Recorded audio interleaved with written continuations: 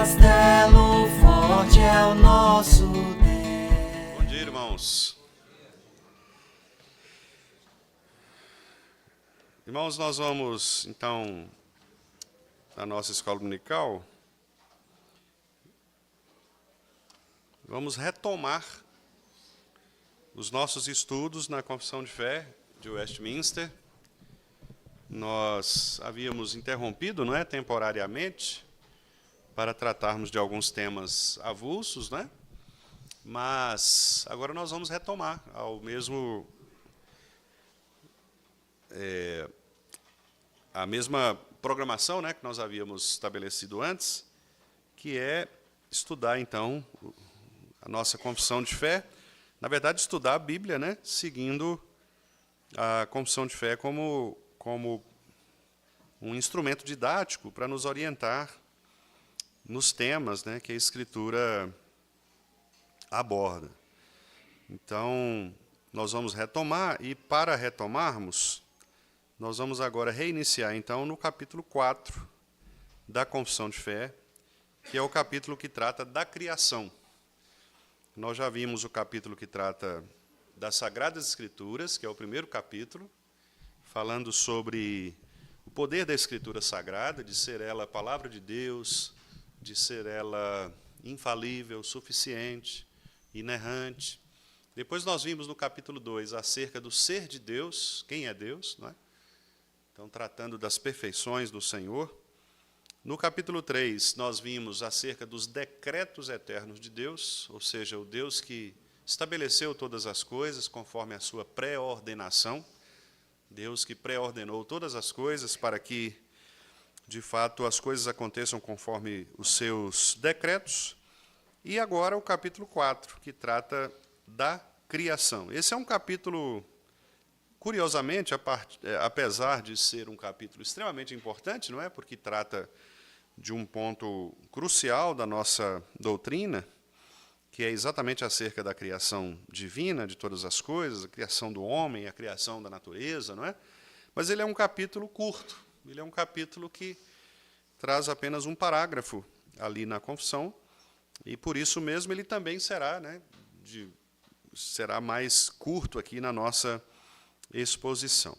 Então, o irmão Everton vai nos ajudar ali. Está um pouquinho pequeno, mas não tem problema não, se os irmãos não conseguirem ler, eu vou ler aqui, né, de todo modo, e vou citar também os textos. Esse é o parágrafo da confissão, tá? Especialmente os irmãos que estão atrás da pilastra, né, estão numa posição, provavelmente não vão ver, mas não tem problema. Depois eu vou disponibilizar também para os irmãos esse material aqui, para que os irmãos possam estudar em casa, né? Mas, então, a primeira questão que nós vamos ver aí é que a criação ela é uma obra trinitária de Deus, ou seja, uma obra realizada pelo Pai, pelo Filho e pelo Espírito Santo, né? Os três estavam envolvidos na criação. E é exatamente isso que a Confissão de Fé afirma. Aqui é o texto da Confissão de Fé, o parágrafo que diz assim: ao princípio, aprove a Deus o Pai, o Filho e o Espírito Santo, para manifestação da glória de seu eterno poder, sabedoria e bondade, criar ou fazer do nada, no espaço de 6 dias, e tudo muito bom, o mundo e tudo que nele há, quer as coisas visíveis, quer as invisíveis. Este trecho final é muito importante, não é? Quer dizer, não só as coisas visíveis foram criadas por Deus, mas também aquelas que são invisíveis, ou seja, as estruturas, os conceitos, as ideias, tudo ali já estava estruturado no decreto de Deus na criação. Algumas implicações. Por exemplo, quando Deus manda Adão cultivar a terra, ali nós já temos um mandato, ou temos uma ordem de Deus que é invisível, mas que está declarada no fato de Adão ter de cuidar do jardim, que é o trabalho, né? Então, o conceito de trabalho ele já está lá na criação. Então, Deus criou não apenas aquilo que é visível, o jardim, os animais, Adão, mas ele criou o conceito de cultivar, de guardar, de trabalhar, não é? Então, o conceito de trabalho já está ali. Quando Deus cria, por exemplo, Eva como companheira de Adão, ele também cria o conceito de família. Ele cria o conceito de procriação, não é? Cria o conceito de governo, de domínio. Então, quer dizer, os conceitos foram criados por Deus também ali, no Éden, no momento da criação de todas as coisas. Não é? Então, por isso, a confissão reconhece, declara que, de fato, não apenas as coisas visíveis, mas também as invisíveis. Depois de haver feito as outras criaturas, Deus criou o homem, macho e fêmea, com as almas racionais e imortais. Então, o homem foi criado para ser imortal. A queda que vai romper com esta imortalidade vai implicar sobre o homem a mortalidade. Não é? Nós não morreríamos se não houvesse a queda. Aliás, não haveria morte, não é? Em nenhum sentido. Nem nos animais, nem nos vegetais, né? A flora, né? A fauna, nada disso seria afetado pela morte. E dotou-os de inteligência, retidão e perfeita santidade, segundo a sua própria imagem, tendo a lei de Deus escrita em seus corações e o poder de cumpri-la. Então o homem recebe a lei de Deus, o homem sabe o que deve fazer, e, além disso, recebe também o poder para obedecer.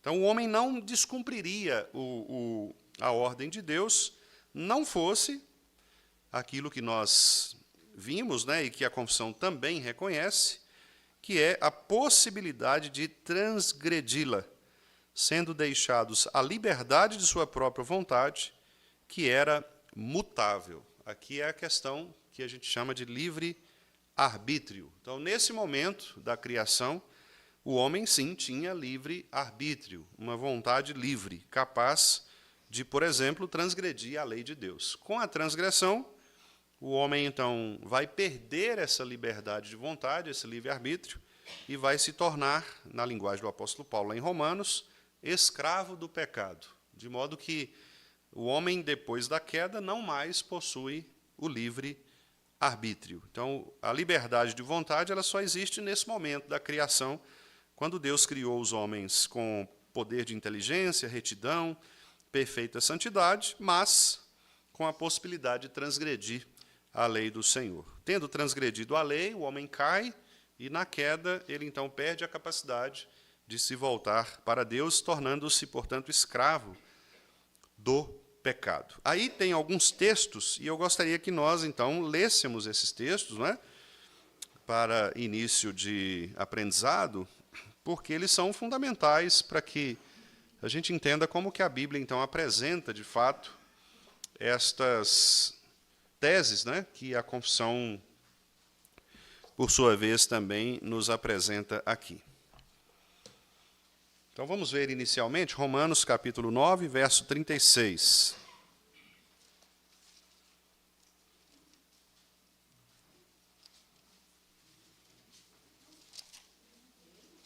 Romanos, capítulo 9, versículo 36.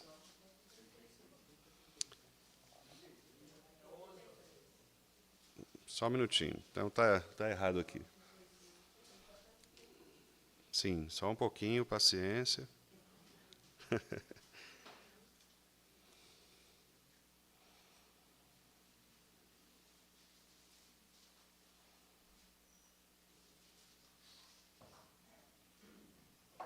Isso, é o 32 e o 33.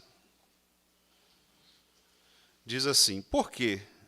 Porque não decorreu da fé, e sim como que das obras. Tropeçaram na pedra de tropeço. Como está escrito, eis que ponho em Sião uma pedra de tropeço e rocha de escândalo, e aquele que nela crê, não é este não, irmãos. É 11? Ah, Romanos 11. Isso. 11:36, Pedro?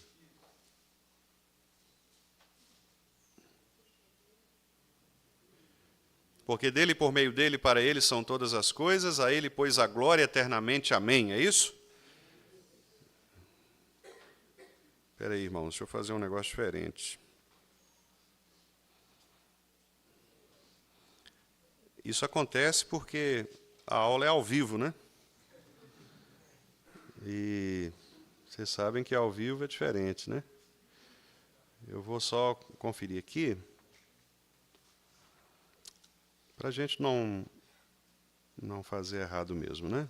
Até para os irmãos corrigirem também. 11:36, Porque aqui está relacionado, irmãos, a questão da criação para a glória de Deus, que é quando diz aqui, aprove a Deus o Pai, o Filho e o Espírito Santo, para a manifestação da glória de seu eterno poder, sabedoria e bondade. Então, aqui os irmãos da confissão que elaboraram, então eles pensaram exatamente nesta criação trinitária, né? Porque dele, por meio dele e para ele são todas as coisas, a ele, pois, a glória eternamente. Amém. Então, a criação foi realizada exatamente para que a glória de Deus se manifestasse. Aliás, nós vamos ver isso também aqui na sequência. Há um tópico aqui em que eu falo exatamente sobre isso, né? O propósito da criação, que é a glória de Deus. E, na verdade, tudo é para a glória de Deus, não é? Como nós aprendemos na Escritura. Vamos ver agora Hebreus 1:2. Aqui mostrando que Cristo ele é o Criador do universo, também enfatizando o aspecto trinitário da criação.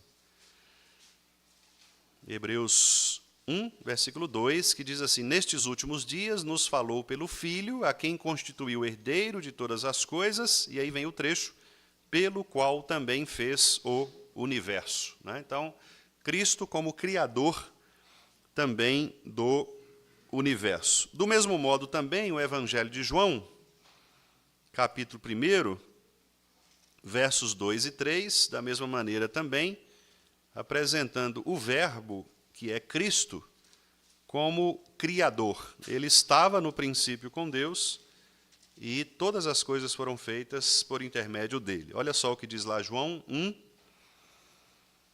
2 e 3, não é? Ele estava, aqui ele é Jesus, é o Verbo, né? O Verbo era Deus, ele estava no princípio com Deus, no princípio aqui se refere exatamente à criação, não é? E diz o versículo 3, todas as coisas foram feitas por intermédio dele, e sem ele nada do que foi feito se fez. Então, a importância não é de nós atribuirmos a Jesus Cristo o papel também de Criador. Cristo é o Criador, e lá em Gênesis mesmo, no capítulo 1, a gente vê isso, não é? Porque diz o texto que Deus, ele resolve criar, no princípio criou Deus céus e terra. Depois, no versículo seguinte, diz que o Espírito de Deus pairava sobre as águas, que é o Espírito Santo. E no versículo 3 afirma, disse Deus, haja luz. E quando o texto afirma, disse Deus, sendo Cristo a palavra de Deus, a linguagem de Deus, ali também é uma referência à segunda pessoa da Trindade, que é Jesus Cristo. Então, nós temos Pai, Espírito e Filho, não é? Envolvidos ali, logo nos 3 primeiros versículos da Bíblia, não é? No momento da criação. Agora, Romanos, capítulo 1,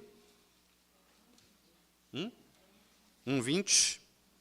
Romanos 1:20. É isso mesmo, 1:20. Quando diz, porque os atributos invisíveis de Deus, assim o seu eterno poder, como também sua própria divindade, claramente se reconhecem, aí vem o trecho, né, de destaque, que é, desde o princípio do mundo, sendo percebidos por meio das coisas que foram criadas. Não é? Aí Paulo diz, olha, por isso mesmo, os homens são indesculpáveis, porque está lá, não é? A criação proclama a glória de Deus e só não vê quem não quer ver. Então, por isso, o homem não pode dizer, é ignorância, Deus não me alcançou. Não. A criação está mostrando, de fato, que há um Deus, que este Deus é um Deus criador, e que a criação revela o seu poder e revela também a sua sabedoria, a sua bondade, não é? Como está ali exposto no texto também da confissão. Salmo 104, verso 24. A gente chama de doxologia, não é? Que é uma palavra de louvor, de glória, de exaltação do Senhor, em que o salmista diz: que variedade, Senhor, nas tuas obras! Todas com sabedoria as fizeste.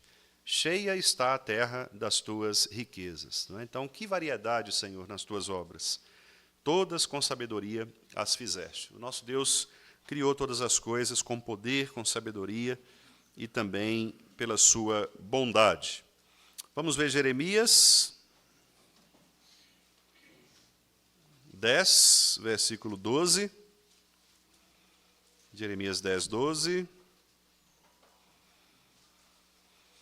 O Senhor fez a terra pelo seu poder, estabeleceu o mundo por sua sabedoria, e com a sua inteligência estendeu os céus. Então, as três palavras aqui: poder, sabedoria e inteligência. Também mostrando, então, como Deus criou todas as coisas. Gênesis 1, nós não vamos ler, está citado aí, mas é o texto da criação, os irmãos conhecem, todo o capítulo. Atos 17, 24. E é interessante como que a confissão trabalha, não é? Porque ela mostra tanto textos do Antigo quanto do Novo Testamento, né?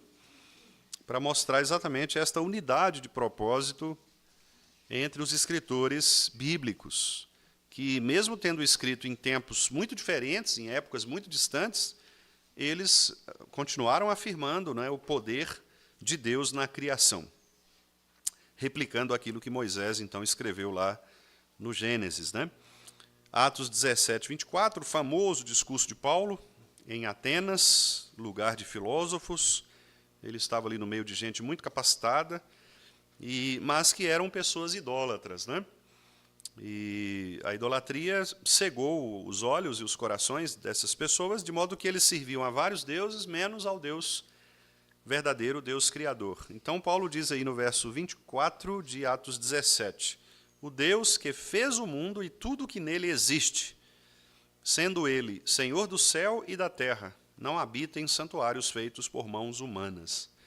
Então, diferentemente dos deuses gregos, que eram deuses funcionais, criados pelos próprios homens para servi-los, o nosso Deus, ao contrário disso, ele não precisa de santuários humanos, santuários feitos por mãos humanas, porque ele mesmo é o Criador de todas as coisas. Colossenses 1,16. Colossenses 1,16.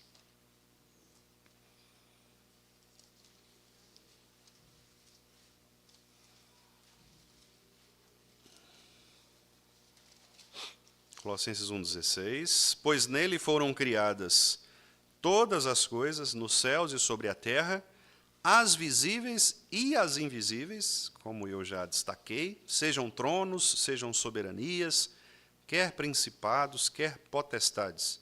Tudo foi criado por meio dele e para ele. Aqui se tratando de Jesus Cristo, não é? E diz ainda o versículo 17, ele é antes de todas as coisas, então ele não foi criado, nele tudo subsiste. Os testemunhas de Jeová afirmam que Cristo foi criado, E contra essa tese nós afirmamos que ele foi gerado pelo Pai, mas não foi criado, Cristo não é criatura, ele é Deus. E Paulo, inclusive, afirma isso neste versículo aqui, quando ele diz que ele é antes de todas as coisas, Ou seja, ele não faz parte da criação, ele existe eternamente com o Pai. E, finalmente, irmãos, Êxodo 20, o texto que trata da lei, o resumo da lei, Êxodo 20, versículo 11, que trata do quarto mandamento, que é o dia do Senhor, o sétimo dia, o sábado do Senhor, o dia do descanso. Versículo 11 diz, porque em 6 dias fez o Senhor os céus e a terra, o mar e tudo o que neles há, e ao sétimo dia descansou. Por isso, o Senhor santificou o dia de sábado abençoou o dia de sábado e o santificou. Então, o ponto aí, em 6 dias fez o Senhor os céus e a terra, o mar e tudo que neles há. Então, esses são os textos bíblicos utilizados, né, como apoio, como amparo aí do texto da confissão. É muito importante, irmãos, especialmente para aqueles que estão chegando agora, né, na nossa igreja, que ainda não haviam acompanhado os estudos anteriores, é muito importante nós fazermos esta colocação aqui. Por que nós usamos os símbolos de fé? Porque os símbolos de fé são inerrantes? Não, obviamente não. Eles foram escritos por homens, homens que se reuniram para sistematizar a nossa doutrina, sistematizar aquilo em que cremos, não é? E no que nós cremos, no que a igreja cristã crê. E estes homens, reunidos ali no século XVII, mais especificamente 1648, que foi quando esta confissão foi aprovada, 48, 49, não é? 1648, 1649, então nós tivemos a Confissão de Fé, o Catecismo Maior, o Breve Catecismo, o Diretório de Culto, que foram documentos que foram aprovados lá em Westminster, em Londres, né, por irmãos crentes, que então resolveram afirmar de maneira documental aquilo em que nós cremos. Então, as confissões, os credos, não são inerrantes, mas eles são expressões didáticas, pedagógicas, daquilo que a Bíblia afirma. Então, por isso mesmo, eles tiveram a preocupação de apoiar as suas afirmações nos textos das Escrituras. E os irmãos podem perceber que eles não extrapolam o texto da Escritura. Se os irmãos olharem com cuidado o texto que está transcrito, os irmãos vão perceber que é basicamente aquilo que os próprios versículos afirmam, não é? Então, por exemplo, quando afirma aqui que Deus criou as coisas visíveis e invisíveis, isso não é ideia da cabeça daqueles irmãos que estavam reunidos ali. É apenas a transcrição do próprio versículo bíblico de Colossenses 1,16, no qual é o apóstolo Paulo que diz que Deus criou todas as coisas visíveis e invisíveis. Então é importante a gente dizer isso, porque nós não estamos aqui idolatrando as confissões, não estamos aqui fazendo nenhum tipo de apologia à tradição histórica, nada disso. Nós só estamos usando os documentos históricos como meios, como ferramentas, como instrumentos didáticos para que a gente possa entender de maneira didática aquilo que a palavra de Deus nos afirma. Se em algum momento nós encontrarmos contradições, encontrarmos problemas nestes textos confessionais, credais, obviamente, nós levantaremos também, a partir do texto da Escritura, estas discordâncias. Então, quero fazer essa ressalva só porque eu sei que há alguns irmãos aqui que chegaram, né, depois daquele primeiro momento em que nós já estávamos trabalhando os textos confessionais, não é? Então, para deixar bem claro isso, a nossa igreja não está aqui fazendo nenhum tipo de apologia ou tratando como inerrante os símbolos de fé, mas nós estamos usando os símbolos de fé como meios didáticos para que a gente possa aprender de uma maneira mais estruturada, mais didática, mais um roteiro pedagógico, não é? A Escritura Sagrada. Pode passar, por favor, irmão Everton? Então, aqui tem o que é a criação. A criação é um ato soberano de Deus, pelo qual ele trouxe a existência a partir do nada, que é a expressão latina ex nihilo, nihil em latim significa nada, né? Ou do nada, todas as coisas visíveis e invisíveis. Aqui estão alguns textos que nós já lemos, mas um deles eu quero ler com os irmãos novamente, que é Hebreus 11, 3. Aliás, nós lemos o 2, né? Então vamos ler agora o 3 de Hebreus 11. Hebreus 11, 3. Então, o que é a criação? É um ato soberano de Deus, pelo qual Ele mesmo, pelo seu poder, trouxe à existência do nada, e essa é uma grande diferença da criação divina para a criação humana. Os homens criam? Sim, os homens podem criar, mas os homens criam a partir de algo, a partir de alguma matéria existente. Então, a pessoa vai lá no laboratório, por exemplo, e cria um vírus, né? Desenvolveu lá uma mutação de vírus. Então, obviamente, aquele novo ser que foi criado no laboratório é um novo ser, é algo que foi criado pelo homem, mas ele criou a partir de algo que já existia, né? que a gente chama de matéria pré-existente. No caso de Deus, não havia nada criado, não havia nenhuma matéria pré-existente. Então, ele criou pela palavra do seu poder. Vamos ver, então, o versículo 3 de Hebreus 1. Depois de dizer aí no versículo 2, né, que ele fez o universo, Cristo fez o universo. Perdão, irmãos, eu estou... Vamos lá, 11. Depois de dizer, não é, que ele criou o universo, então agora o escritor aos Hebreus fala a respeito da fé daqueles que professam esta crença que está lá no capítulo 1, que foi quando nós lemos, não é?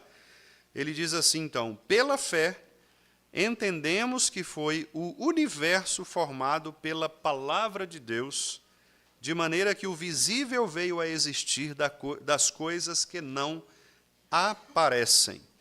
Esse texto é fundamental, irmãos, fundamental, porque nós vamos ver daqui a pouco, não é, uma das doutrinas relativas à criação é o chamado evolucionismo. E há, inclusive, uma tendência, né, no nosso mundo acadêmico contemporâneo, teológico, de tentar juntar as duas coisas, de colocar uma evolução e uma criação juntas. E nós estamos vendo aqui no texto de Hebreus que o entendimento acerca de que Deus criou todas as coisas é algo que vem pela fé. E a fé, ela não é irracional, no sentido de ser algo anticientífico, mas a fé, ela é suprarracional, ou seja, ela vai além daquelas explicações que a ciência oferece, porque a ciência é humana, a ciência é limitada. Tudo bem que o homem pode compreender muitas coisas, encontrar muitas coisas, chegar a pontos muito importantes, mas ele nunca vai ter a compreensão integral daquilo que foi realizado por Deus, porque se o homem, em algum momento, entendesse de maneira integral, completa, o projeto de Deus, o plano de Deus, ele seria o próprio Deus, não é? Então, o homem ele estará sempre limitado pela sua própria criação. O homem é criatura, ele é criado, então ele é limitado. Além disso, ainda temos o pecado. Se não houvesse o pecado, o homem seria limitado a si mesmo, por ser criatura. Com o pecado, a coisa ficou pior ainda, porque o pecado distorce qualquer tipo de capacidade do homem de pensar corretamente. Então, repare que o escritor aos Hebreus diz, pela fé. É pela fé que nós entendemos que o universo foi formado pela palavra de Deus, e é pela fé que nós entendemos que as coisas, como estão narradas em Gênesis, aconteceram. É pela fé que nós cremos que Deus, em 6 dias, criou todas as coisas e descansou no 7º dia. É pela fé. Então, significa dizer que há aspectos que nós não vamos, de fato, conseguir explicar do ponto de vista racional, do ponto de vista científico, do ponto de vista acadêmico. Há questões que vão ficar sem respostas, sem explicações, porque a fé é suprarracional. A fé, ela não vai se apoiar nesses elementos racionais somente, embora, como eu disse, ela não é irracional. Obviamente, nós temos aspectos racionais da fé que são importantes, os aspectos históricos da fé. Mas há situações em que a Bíblia narra condições de milagres, por exemplo, que são suprarracionais. Por exemplo, é possível um ser ficar sobre a água sem afundar? É possível. Você já viu, certamente, alguns insetos que conseguem ficar na superfície da água sem afundar, porque a água ela é composta de moléculas e elas têm uma estrutura molecular relativamente sólida que suporta pesos de alguns animais, de alguns seres. Agora, um homem ficar em pé sobre a água sem afundar é uma coisa mais difícil.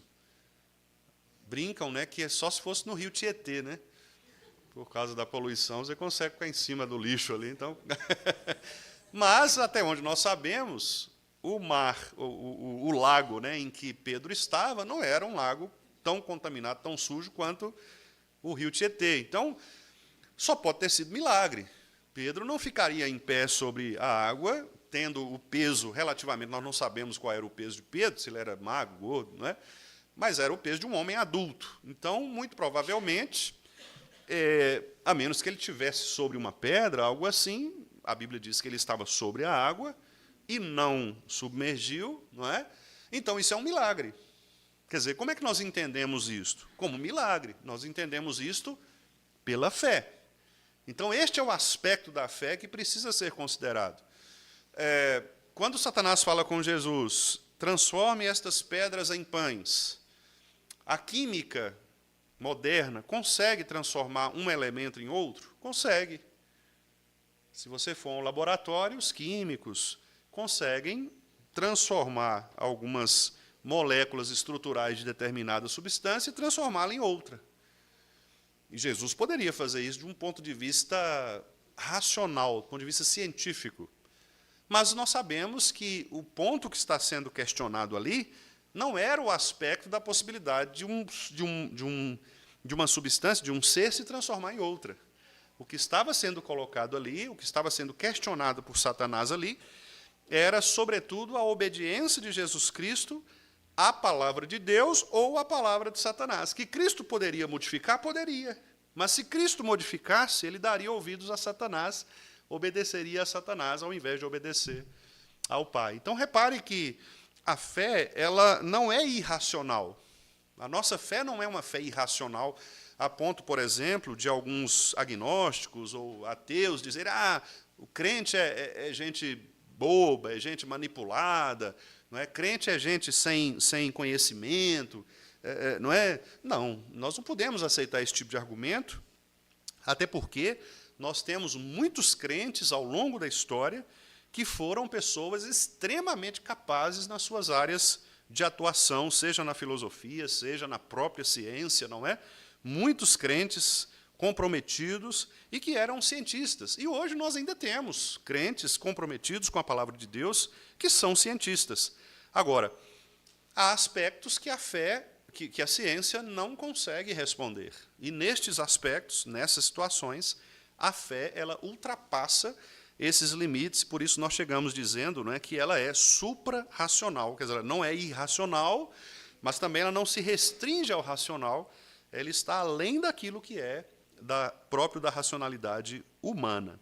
Então, esse texto é muito importante, porque é pela fé mesmo que nós entendemos que o universo foi formado pela palavra de Deus. Até porque nós estamos falando aqui de um conceito que é um conceito invisível, que é o conceito da palavra.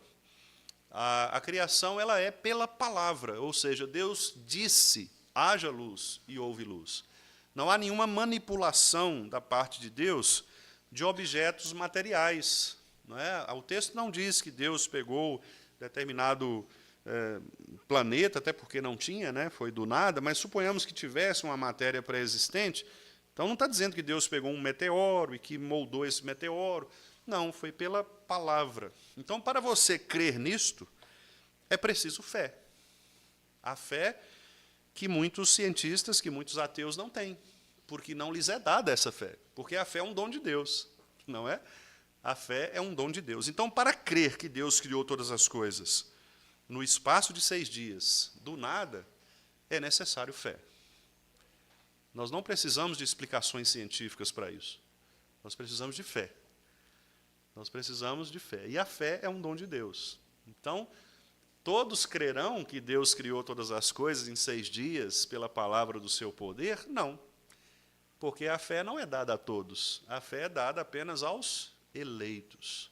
Por isso que nós temos esses grandes problemas, às vezes, né, relacionados ao aspecto da criação, que a gente vai ver daqui a pouquinho.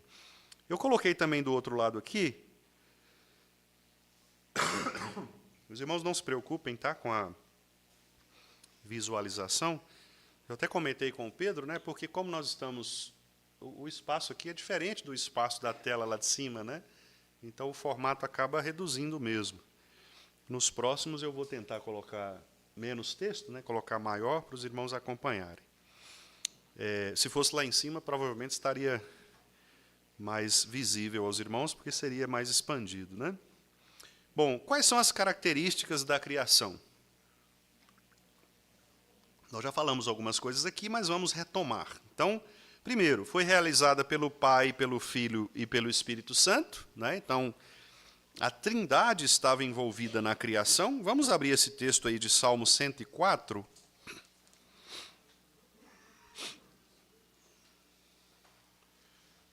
Salmo 104, verso 30. Algum irmão leia, por favor. Salmo 104, 30.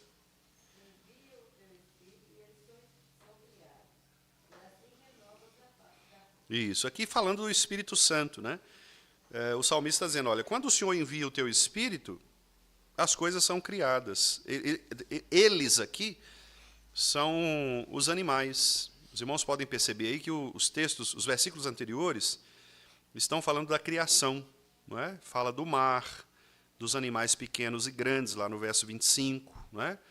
Fala do monstro marinho, no verso 26, que a gente não sabe que monstro é esse, se era uma baleia, o que era. Está dizendo no 27 que os seres criados, os animais, eles esperam a ordem de Deus para comer, porque é Deus quem dá alimento a eles, né?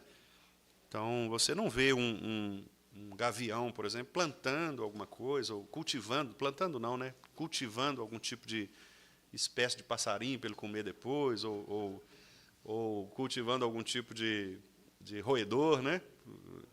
Você não vê isso. É Deus quem dá o alimento, né? Os peixes, etc. E aí o versículo 26, né, diz assim, se ocultas o rosto, ou seja, se Deus, porventura, virasse as costas para os animais, eles se perturbariam, ficariam loucos, né? Porque, quer dizer, se não fosse Deus, morreriam. Se o Senhor cortar a respiração, eles morrem e voltam ao pó. Isso é tão forte, né, irmãos? É tão sério, né? Porque é isso mesmo que acontece, né? Se Deus corta a respiração de um cachorrinho, já era, morreu mesmo, né? Se Deus corta a respiração de um passarinho, morre. Se Deus corta a respiração de uma pessoa, ela morre. Ou seja, nós dependemos de Deus. Dependemos do Espírito de Deus que sustenta. A palavra Espírito, ela é muito interessante. O Espírito Santo, esse é um tema às vezes até pouco estudado, né, dentro das nossas igrejas históricas, porque a gente tem medo do pentecostalismo, né, então a gente acaba estudando pouco o Espírito Santo, né? Acaba que a gente deixa o Espírito Santo, não, vamos mexer com o Espírito Santo não, porque daqui a pouco tem gente falando em língua aí, vai complicar, né? Mas a doutrina do Espírito Santo é uma das doutrinas mais preciosas que nós temos, e aliás nós vamos falar dela, né, se Deus quiser, na sequência dos nossos estudos, vamos tratar só sobre o Espírito Santo. E um dos papéis do Espírito Santo é esse fôlego de vida. Não é? Lá na criação, quando Deus sopra o fôlego de vida nas narinas do homem e dá vida ao homem, ali é a ação do Espírito de Deus, o Espírito Santo. Né? É o Espírito que faz o vento, o fôlego da vida. E é Ele também quem dá o fôlego da conversão. Não é? A nova vida. É Ele quem sopra no homem a conversão. Por isso que Jesus fala lá para Nicodemos, né? Jesus fala, olha, o vento sopra onde quer. Não é isso? Lembra do texto? Ele fala sobre o vento, sobre a brisa, não é? Que é uma representação do próprio Espírito Santo. Assim como o vento ele vai para onde quer, ele vem de algum lugar e vai, o Espírito também. Não é? Então, o Espírito é, nesse sentido, o vento de Deus, não é? Que sopra sobre a criação e dá vida à criação, é o fôlego de existência, né? Veja como que é importante, então, o papel do Espírito, né, na nossa vida. Então, nós vamos tratar disso, né, com a graça de Deus, quando falarmos sobre a terceira pessoa da Trindade. Aconteceu no espaço de 6 dias, literais, né? Eu fiz questão de colocar isso aqui, porque é um dos problemas que nós temos com relação a alguns que creem que os dias da criação não são literais, né? Seriam eras, períodos, mas nós reformados, oriundos dos documentos históricos reformados, que professam a fé reformada, nós cremos nos 6 dias literais, de 24 horas, né? Com ordem, progressão e propósito. Tem gente que pensa, né? Mas como que Deus criaria o mar, né, os mares, as águas, fazendo separação entre água e terra em 24 horas, gente. Uai, ele não é Deus? Se você duvidar disso, ele não pode ser Deus. Aí. Pela fé, entendemos que o universo... Não é? Ah, como é que pode um homem ficar dentro da barriga de um grande peixe e depois, cuspido pelo peixe, reviver, ressuscitar? Uai, ele é Deus.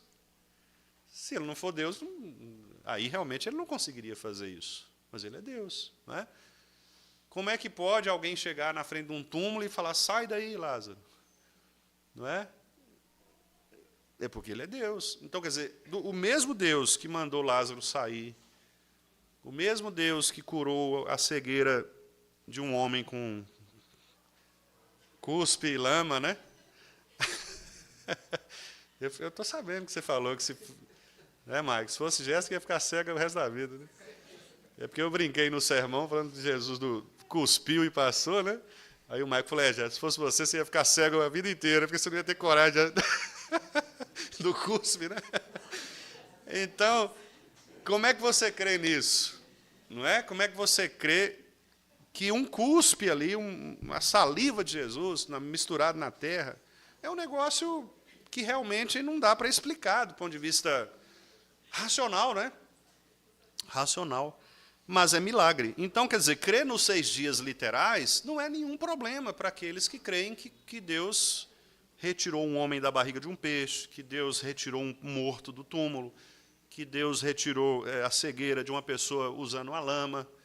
Não é nenhum problema crer, não é, em 6 dias literais, se você crê no restante de todas as coisas que a Bíblia diz. Se você questiona os 6 dias literais, você também deveria questionar todos os demais milagres da Escritura. Esse é um ponto que eu acho que é um ponto pacífico dentro dessa discussão, porque quem questiona os dias literais, nós vamos ver daqui a pouquinho, né, não vou aprofundar muito agora, mas é exatamente porque a pessoa quer conciliar, não é, algumas questões da ciência com as questões bíblicas. E aí, realmente, nós vamos ter algumas dificuldades. Sim.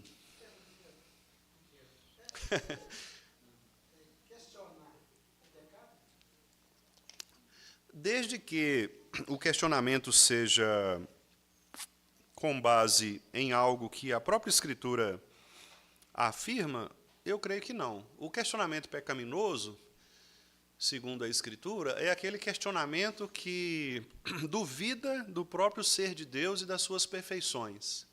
Por exemplo, se eu disser assim, o Senhor não é bom, não. Esse é um questionamento pecaminoso. Né? Agora, se eu digo, Senhor, eu sei que o Senhor é bom, mas por que isso está acontecendo comigo? É diferente, percebe? Você tem uma relação de intimidade, não é? de respeito, de reverência a Deus. Não é?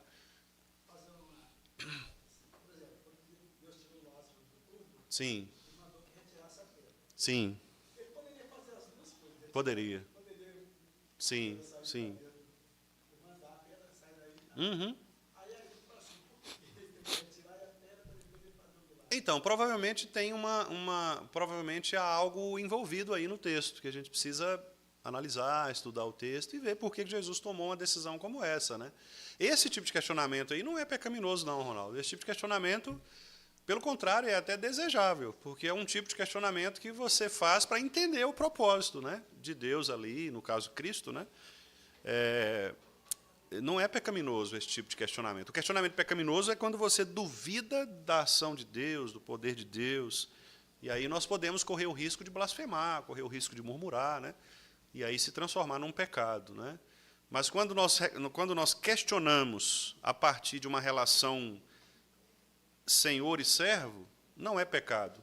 Davi, por exemplo, fala, Senhor, até quando o Senhor vai esconder de mim o teu rosto? É um questionamento pesado, difícil, mas ao mesmo tempo é um questionamento submisso de um servo que percebe, né, pela sua própria circunstância, o afastamento de Deus, e ele então fala, Senhor, até quando o Senhor vai ficar aí sem se levantar contra os inimigos? Quer dizer, Davi está se vendo aqui como alguém que depende da ação de Deus. Ele sabia que se Deus não se levantasse, ele estava perdido mesmo. Né? Então, esse questionamento ele é ele é aceitável, né? Isso, pois é. Depois, exatamente. As prestações, né? É. Jesus curou em 2 momentos. Esse é um texto muito interessante. Eu tenho até um sermão nesse texto, né? E eu afirmo o seguinte, que ali o propósito de Jesus é mostrar que a aplicação da graça, ela é gradativa, né, na vida da pessoa. Então, a graça, ela é assim que acontece com o novo convertido. A pessoa se converte, mas ele não vê todas as coisas com plena clareza. Ele converte, mas ele ainda vê homens como árvores, né? E aí, à medida que a graça vai sendo aplicada ao coração e o tempo vai passando, a visão vai se expandindo e ele começa a ver, né, de maneira mais clara, né? Então, o texto aí é Êxodo 20:11, a gente já leu, né? Quando diz lá na lei, falando do 4º mandamento, né, do dia do Senhor, fala então que Deus, no espaço de 6 dias, né, criou todas as coisas. Também fala aqui, irmãos, outra característica é que a criação ela foi muito boa. O que significa esse muito boa? Significa que ela era sem pecado, sem corrupção, né? Vamos ler lá, Gênesis 1:31. Várias vezes o texto repete: tudo que Deus criou foi bom, tudo que Deus criou foi bom, não é? Viu Deus que era bom, viu Deus que era bom. E aí no versículo 31 nós temos: viu Deus tudo quanto fizera, e eis que era muito bom, não é? Muito bom. Então, quer dizer, é uma referência aqui ao fato de que a criação, ela de fato foi uma criação perfeita, né? Sem pecado, sem corrupção. O grande problema foi, posteriormente, a queda. E a criação também, ela visou manifestar a glória de Deus, revelando, como já vimos, né, na confissão, poder, sabedoria e bondade. Vamos ver aí Salmo 19, versos 1 e 2, também um salmo muito conhecido nosso, né? Os céus proclamam a glória de Deus. Salmo 19, 1 e 2. Algum irmão leia para nós aí, por favor?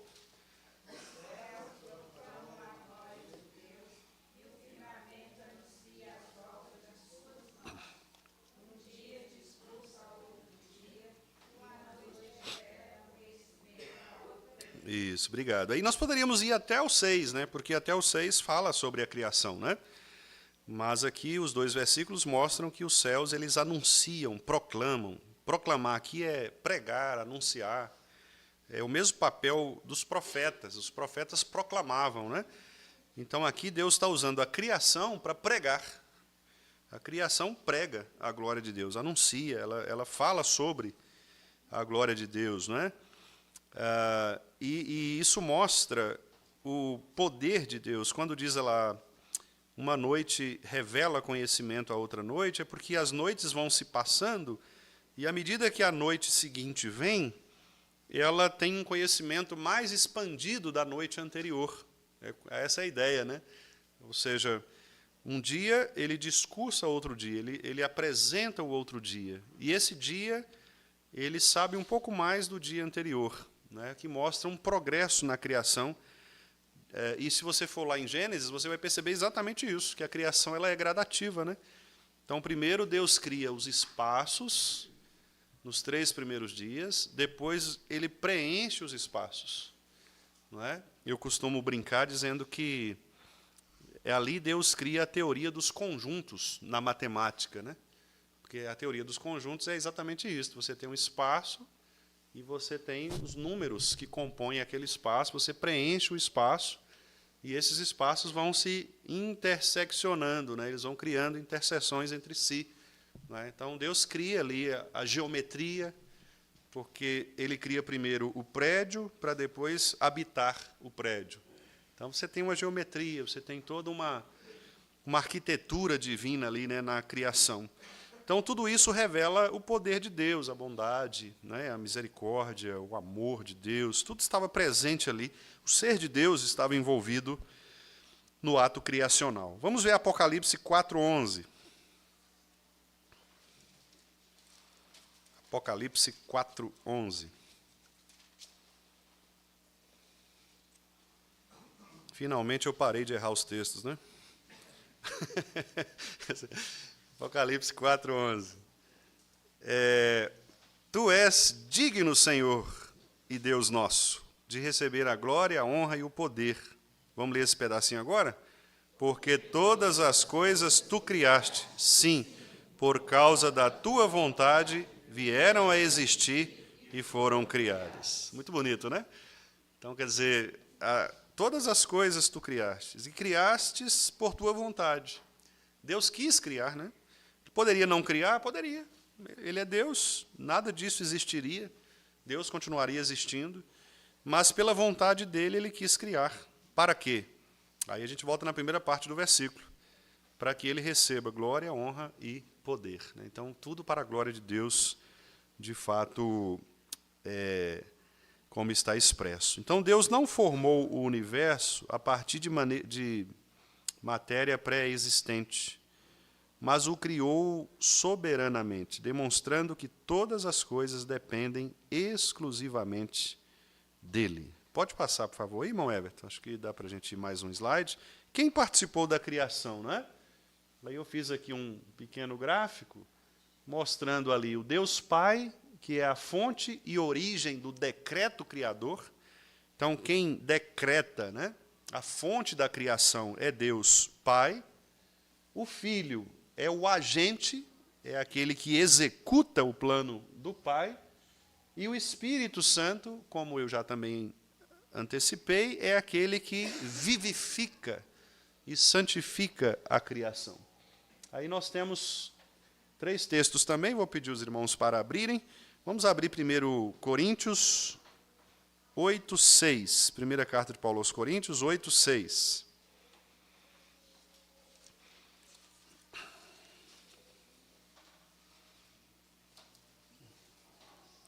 Olha que texto maravilhoso. Nós vamos ler o 5 também, porque o 5 eu acredito que vai trazer luz também sobre o texto. Paulo está falando aqui sobre os ídolos, né? Sobre a idolatria. E no 5 ele fala assim, porque ainda que há também alguns que se chamem deuses, não é? Porque existem aqueles que se chamam deuses, né? Se você vai lá no Egito Antigo, por exemplo, tinham muitos deuses, um deus para cada situação, né? Um deus da guerra, um deus do ar, um deus do mar, o deus da terra, o deus da colheita, deus da fertilidade, por aí vai.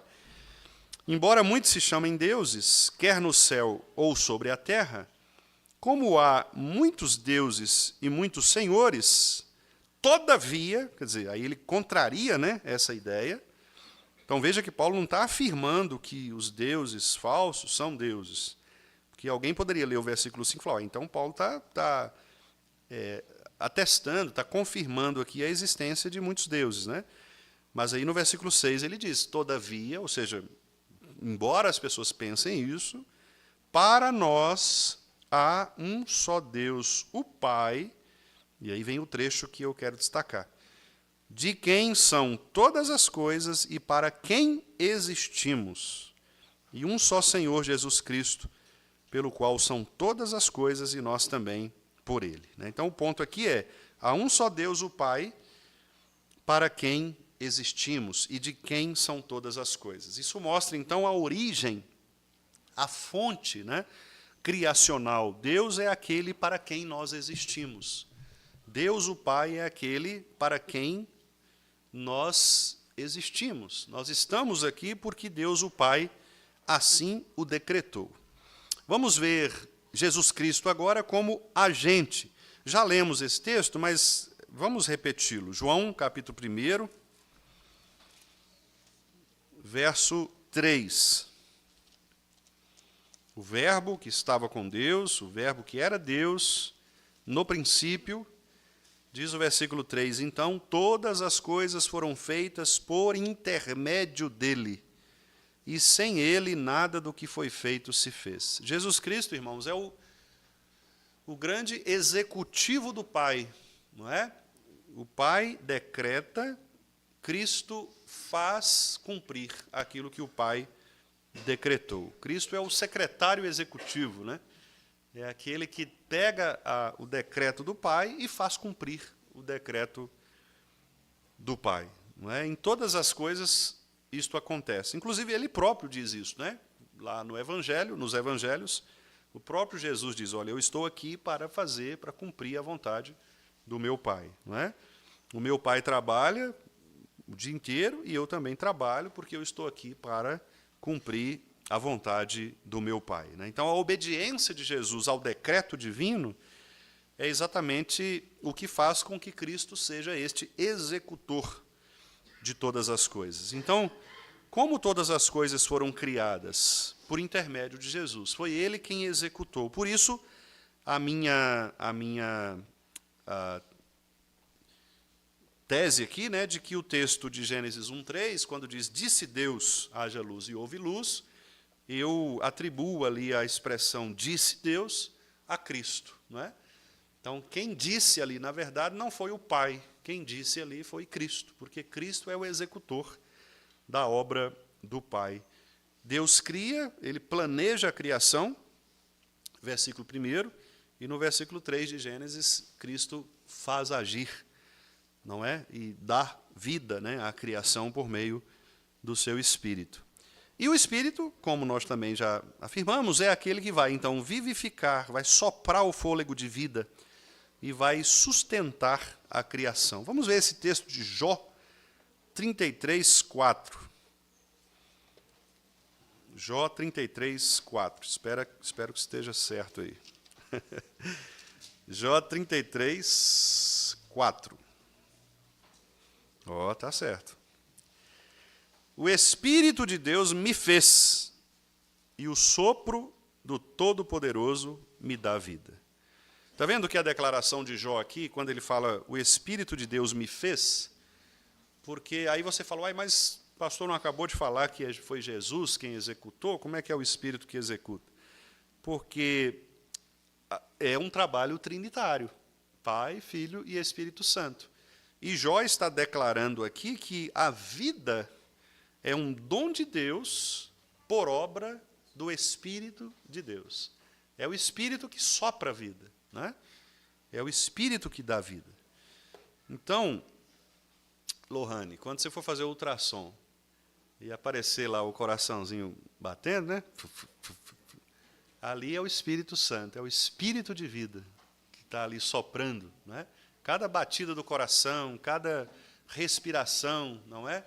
É o fôlego de vida que é obra do Espírito Santo. Não há como glorificar a Deus, não há como não glorificar a Deus na obra da criação, não é?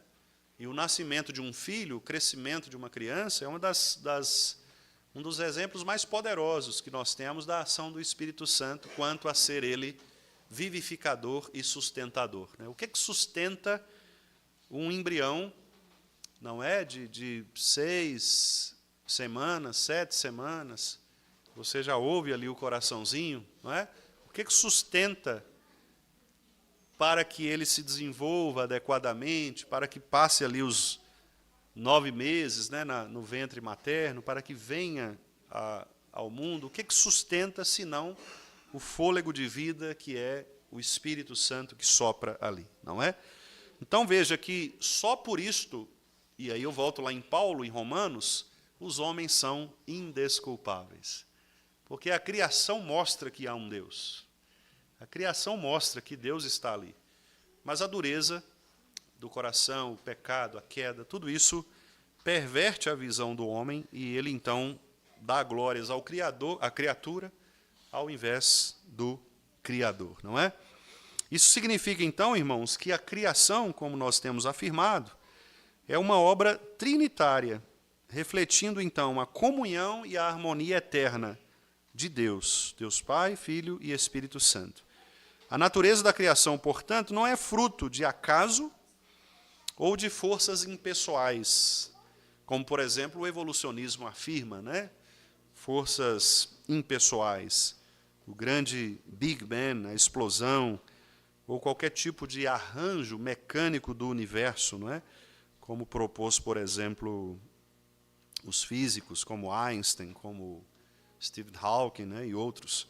Não se trata apenas de um arranjo estrutural do universo, mas é algo pessoal. Deus estava pessoalmente envolvido na criação. Então, é um Deus pessoal. Ali Deus se revela como um Deus pessoal que deseja se comunicar com a sua criação, não é? Então, desde o início, nós temos um Deus pessoal que quer se comunicar com a criação. E isso é fundamental para nós, ou seja, Deus não se afasta da criação. Uma das teologias perniciosas que temos por aí é chamada de deísmo, com D, de dado, né? Deísmo, que afirma que Deus criou, mas ele se afastou e deixou, ele deu corda, né? Então ele cria e ele dá corda. E essa corda, agora o universo caminha mecanicamente, não é, por esse impulso, e Deus não se relaciona com a sua criação. Esse é o chamado deísmo, que alguns teólogos, inclusive, ou filósofos, eles defenderam. Por exemplo, René Descartes, né, um filósofo cartesiano, René Descartes, racionalista, ele cria nisso. O próprio Aristóteles também, muito antes, né, lá antes de Cristo, também cria nisso, né, numa força impessoal, apesar de que Aristóteles não chamava de Deus, né? Descartes chama de Deus, Aristóteles não. Aristóteles chama de primeiro motor, que é como se fosse um relógio mesmo, uma grande engrenagem, e que em algum momento alguém deu um peteleco, e aí ela começou a funcionar e funciona até hoje, não é? Descartes vai dizer, porque ele estava num contexto cristão, se ele não colocasse Deus no meio do seu sistema, ele ia ter problemas, não é? Porque ele estava num ambiente cristão, então ele precisou colocar Deus ali dentro do seu racionalismo, né? Mas é um Deus que não é o Deus pessoal, o Deus da Bíblia que nós cremos. É um Deus mecânico, um Deus racionalista, um Deus que é muito mais essa força impessoal, né, essa razão, do que o Deus pessoal. Então, só o cristianismo, o teísmo cristão, é que admite mesmo a existência deste Deus criador e pessoal, um Deus que se relaciona com a sua criação.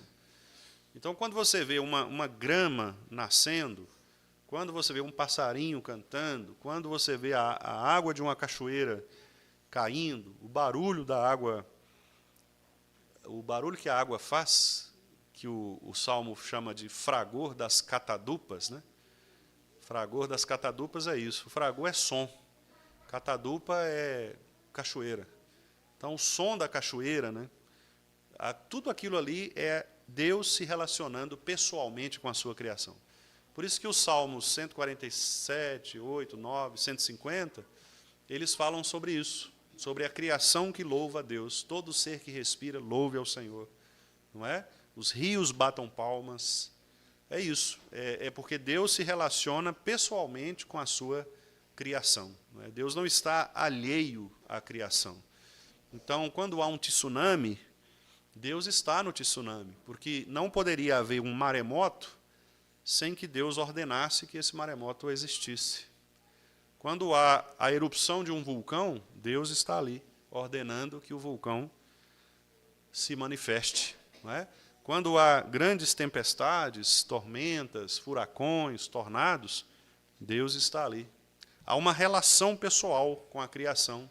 Quando uma criança nasce, quando uma pessoa morre, tudo isso tem a ver com a presença de Deus. Quando os nossos corpos mortos são decompostos por aqueles seres que foram criados especialmente para isso, é Deus que está também envolvido na sua criação.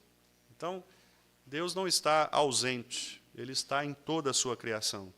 Mas cuidado para não confundirmos isto com o chamado panteísmo, não é? Porque o panteísmo diz, então eu não posso pisar numa barata, porque a barata pode ser um ser divino, um pedaço de Deus. Eu não posso pisar na grama, porque a grama ela tem traços da divindade. Então, aí as pessoas começam a idolatrar a criação como se a criação fosse pedaços de Deus, não é? Isso é antibíblico. E vamos falar disso um pouquinho mais para frente, quando expandirmos aqui no nosso estudo.